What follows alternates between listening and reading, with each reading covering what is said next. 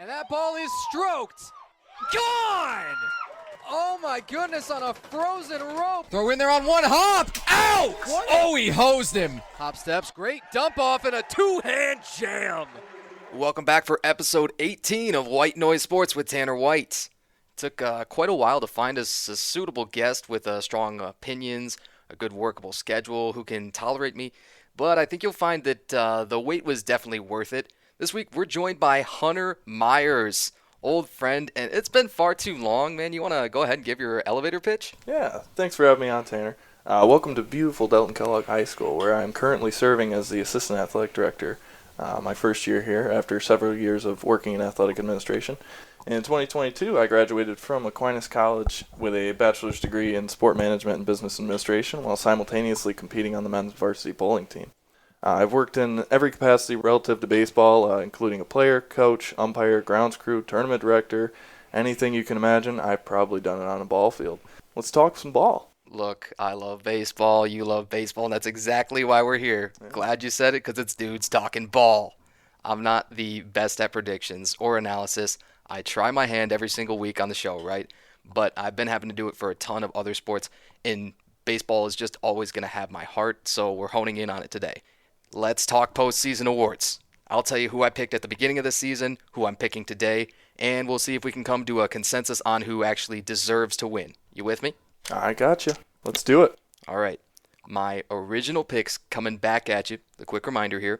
MVP, Mike Trout of the Angels, Mookie Betts of the Dodgers. Both injured, of course. Trout not necessarily out for the rest of the year, but the torn meniscus, that timeline, a little behind where he thought he was going to be. Mookie Betts, broken hand. Shame for both of them, but obviously now both probably not going to be eligible. Now, current picks for MVP. I don't think these are controversial. These were not difficult, and I spent, next to no time coming up with these. Aaron Judge of the Yankees, right? Shohei Ohtani of the Dodgers. Both of these guys, they're probably not going to win the Triple Crown, but they're going to come really close, right? Yeah, in their respective divisions, their bats are uncanny to the rest of the league, and they're playing in a different world, honestly, right now. Judge has an OPS of 1.112, unheard of. And Ohtani's right behind him at 1.035. On base plus slugging, those guys are leading the league. Do you like WAR? Do you like WAR as well as a stat? WAR. Yes, WAR is a great stat. It's pretty cool, and obviously these guys, Ohtani even as a designated hitter is pushing the league lead in WAR. That doesn't make any sense. Right. And partially the stolen bases, how unbelievably well he's like 92% for the year on stolen bases. Yeah. And that's sort of an evolution of his game as well. But I don't see any strong arguments against these two guys. You feel me? I feel you. I think that Judge's teammate Juan Soto might be able to come up to him. I mean, he is third in OPS in the league. If we're going off that stat, which I do love, on base plus slugging, if you haven't picked that up yet. And then Harper from the Phillies, I mean, he's on an offensive tear as well. He always has been. Ever since he's come to the league, he's come in with a bang. So, but Ohtani's just, again, playing in a different world. Yeah, and when he comes back next year, I mean, he's going to have a stranglehold on MVP for a while. He should, in my opinion. All right, we'll hop into Cy Youngs, my original picks. Look, one of these I absolutely hit out of the park, in my opinion. Not to toot my own horn too much, but I do think that is a grand slam. Tarik Skubal is the 2024 American League Cy Young, correct? Correct. And in the NL, I went with the Giants' Logan Webb. That one is a little bit tentative. Logan Webb's a guy that eats up a ton of innings. He's not the dominate you and strike out, 20 guys in 8 innings kind of arm that's so popular, but just a very talented guy overall. Now, the current Cy Young picks, still staying with Tarik Skubal.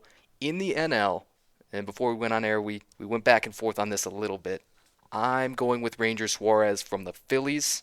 Nice. Is there other guys you want to throw out?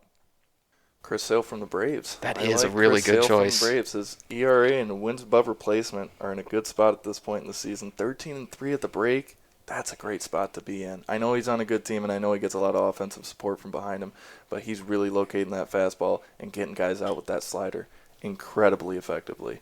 And consider the fact, too, his career was essentially dead. He is completely resurrected. I am so impressed by what he's doing now at 35 years old. Yeah. I mean, he's leading the league in strikeout percentage right now. He's got the filthy stuff. He's stuck with it. He's gone down to the minors and come back up again. And like you said, he's become resurrected. And I see him as a strong candidate for the NL Cy Young. All right. Rookie of the Years are next. So originally I went with Wyatt Langford of the Rangers and Jung-Hoo Lee, also from the Giants. Jung-Hoo Lee, unfortunately, lost for the season with injury. Wyatt Langford, good ball player. You gotten to watch him at all? A little bit, yeah. I like him with the Rangers. Scrappy little ball player for sure. I liked him coming up. I think I saw The Athletic had him second in preseason Rookie of the Year for the American League. I think he's held true to that statement. The only other guy I could think of that's on course with him could be Colton Cowser from the Baltimore Orioles.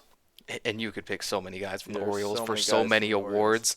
I wanted to get some of the Orioles off of the board here because they can't win everything. Right. I know that they're good at everything, and everybody's young there. But my current picks, I am actually going a little bit out of left field. And, in fact, we're going to the mound. Luis Gil from the Yankees. Okay. Now, he's a guy who's thrown in 2021 and 22. He had 7 career starts coming in, but, of course, still rookie eligible. It's one of those weird cases where he's now 25, 26 years old, but 10 wins at the break, ERA just north of 3. It's pretty impressive for, even if you want to put asterisks or quote-unquote around it, a rookie. And I think he is the best rookie starting pitcher. I should note the best in the American League because, of course, we're going to get to the other guy in the National League. We'll get there. No, Gil has definitely emerged as a promising young pitcher. Definitely helping the Yankees win, and if he keeps performing at this level, he's going to be a serious contender for American League Rookie of the Year. And in the NL, the conversation is over, right? There is no argument for anyone except Paul Skeens. Do you agree? There's no other name that comes to mind for the National League Rookie of the Year. All right, so I'll tell you where we start if you need a statistical argument. Your eyes could already tell you. I mean, the eye test on him is unreal. But he's got 2 starts of 7+ no-hit already. He just got pulled from one with 99 pitches or something like that in the 7th. Yeah. Man, would you let him go? I would have let him go. Yeah. He's a mule. He's a workhorse. His stuff is unprecedented. Have you seen him do the velocity check on himself? He checks up at the scoreboard after he strikes somebody out. Oh yeah. That's so fun. And you've earned that right. You're throwing your four-seamer 102. Yeah, no, he's checking the radar like Tyler Glass now. Absolutely. I think, end of discussion, he is untouchable. He is the Rookie of the Year, barring something crazy. 6-0? Yeah, 6-0? I believe. And, I mean, the strikeout rate is out of this world. Oh, yeah. He's dominant. Now, Manager of the Year is our last one. We're going to take a look back at my original picks. Aaron Boone of the Yankees, Craig Counsell of the Cubs. What happened to the Yankees in the last month and a half? Oh, that team is they're tough to watch right now. They are. And with that payroll, you wouldn't imagine that would be the case. With Soto and Judge in the offense, and they still can't find a way to produce runs. Yeah, that doesn't reflect well on him. I don't think Aaron Boone's ever going to get fired. I think when he decides to leave that, they'll move on and mutually part ways. Right. But they haven't had the Yankees, that is, haven't had a manager win that Manager of the Year since Joe Torre. It's been a long time. You're talking 30-plus years. Craig Counsell came over from the Brewers to the Cubs. I think the Cubs have just been too mid, really. Yeah. And so I'm changing my pick for the second half of the year, as you might imagine. As we get into current picks for AL and NL Manager of the Year, Stephen Vogt from Cleveland and Rob Thompson of the Phillies. Both of these teams were supposed to be good, right? Maybe not this good. And Cleveland is doing it with the 26th payroll. I mean, this is the Moneyball approach, People are probably tired of hearing it, but they're so good at it. They are. Yeah, no, Stephen Vogt, he's doing great things over there in Cleveland. Keeping the young talent engaged while also having the veteran present take lead to lead the charge in their first place American Central standings right now. Rocco Baldelli, ironically also from the AL Central, I think is a guy that could steal this with Minnesota. He's already won one. He won back in 2019. That team, they're young and likable. They have a really young and likable manager as well. And I think he's a choice to steal it if, for example, the Twins are able to make a comeback and take over the division lead. It could happen. The Phillies, of course, are disgusting. They're the best team in baseball, and they have been for a while now, especially with the Yankees backsliding. The Dodgers, sometimes can be inconsistent. This Phillies team is stacked. Yes, the Phillies, they're super competitive. The offense is fun to watch. The defense playing well behind Wheeler and Nola whenever they're on the mounds, it seems like. The Phillies are a fun ball club and an even better atmosphere, I think, to watch a baseball game in down there in Philadelphia. Have you ever been? I have not. I need to start if I want to do the all 30 ballparks, but, someday I'll be working in all 30 ballparks. So, Right. So that'll be completely covered in my travel expenses and all that. Oh, yeah. So moving into some of the postseason awards that we don't talk about so much, but they're awarded every single year, and we still want to recognize some of these guys who will probably be in the running for these. Roberto Clemente Award. So the verbiage goes, the player that best exemplifies the game of baseball, sportsmanship, community involvement, and the individual's contribution to his team, as voted on by fans and members of the media. It's tough to not say Aaron Judge. I'm with you. In terms of sportsmanship, individual contribution, he's absolutely nailed that. And I don't think he's ever had really off-the-field issues that people have complained about. It's a toss-up year to year, but Judge is always going to be a good pick, and he's kind of the face of baseball right now. Maybe second to Ohtani. I'm with you there. He's definitely kept his nose clean on off the field, and in the community, I think he's done some very beneficial things for New York as a whole. So, yeah, Aaron Judge, I'd have to agree. He is definitely a front runner for the Roberto Clemente Award. Outstanding designated hitter. This is another formality. This is Shohei Ohtani, correct? 4 in a row. Who else would you vote for? You can't really say Marcell Ozuna because the league is going to try to blackball him. Do you agree? I do agree. I think that Ohtani is the golden child of the MLB right now, and I think that they need to run with that and use it to as much of a marketing advantage as they can, because now they're pulling in fans from Japan, which is increasing the international presence and fan engagement. There's a lot of Japanese people coming over to LA to watch a ball game now. That level of celebrity is rare, even among the best athletes. Right. Comeback players of the year. I have Carlos Correa from the Twins, and of course Chris Sale with the Braves. What do you think? Can't argue with Chris Sale. As I mentioned before, I think he's a Cy Young candidate. So for him to come back and be eligible for the Comeback Player of the Year award and the Cy Young, I think that's incredible. Again, filthy on the mound. He's doing a lot better keeping his nose clean, so that might bode well for him in the votings, because that is a player-voted award, correct? That's right. So that's going to bode well for him too. And yeah, Correa increasing his OPS by 200 points. That's definitely a stat that is going to put him over the top for the Comeback Player of the Year.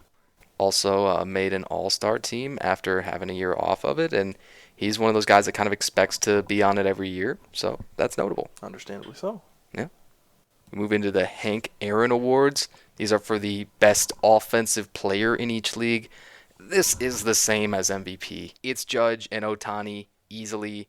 There is still essentially no competition. I get you might be tired of hearing it, but that's how good the two are. Yeah, no, they're in their own league, like we've said. Soto, maybe. Ozuna, maybe. But I just don't think that they have the stats that are going to be able to replace Judge or Ohtani at the top right now. Yeah, I'm glad that these guys are in the American and National Leagues, because if they were in the same league together, we'd be splitting hairs trying to figure out which awards these guys would be winning. All right, I hear you. That's easy enough. Judge and Ohtani for Hank Aaron Awards.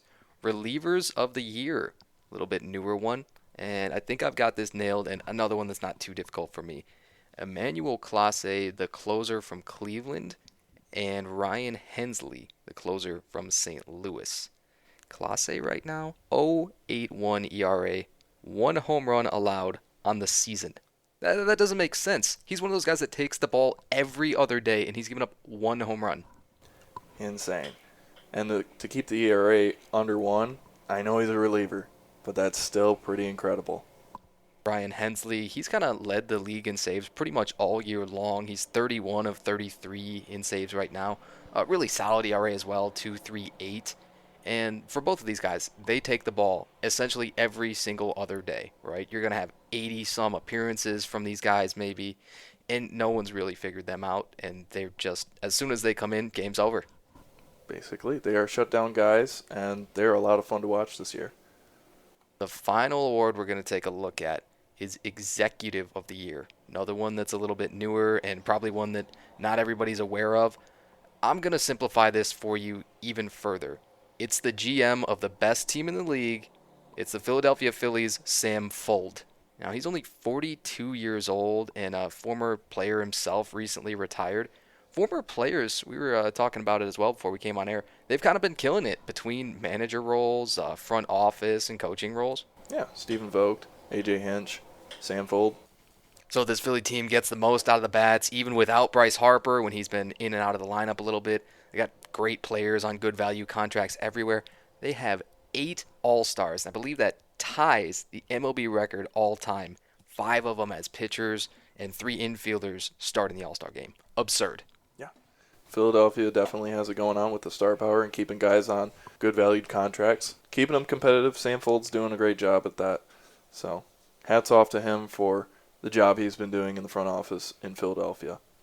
And as we're going to come to the end of the first episode here, I wanted to get Gold Gloves and Silver Sluggers in. We're running out of time a little bit, and those are just such a toss-up. I'm going to probably address those in a later episode that's closer to the end of the season. Honestly, when I have a little bit better of an idea. There's some guys who aren't qualified yet, be it on games played or innings. I'm going to manage that as we get closer.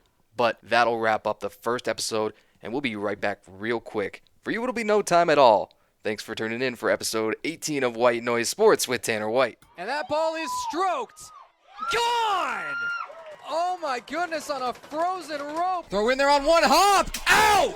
Oh, he hosed him. Hop steps, great dump off and a 2-hand jam.